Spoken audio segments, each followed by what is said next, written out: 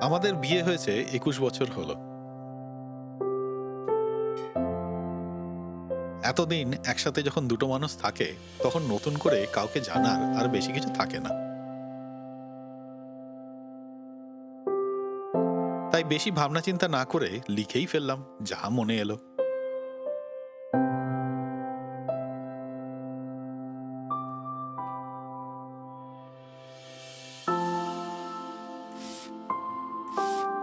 বিয়ের তারিখ, জন্মদিন এইসব আমার মনেই থাকে না। তবে এই দিনটা কিন্তু মনে থাকে। তাই একটু ভোর ভোর উঠে পড়েছি। বলতে পারেন দ্য মোস্ট প্রেডিক্টেবল সারপ্রাইজ দেবো বলে।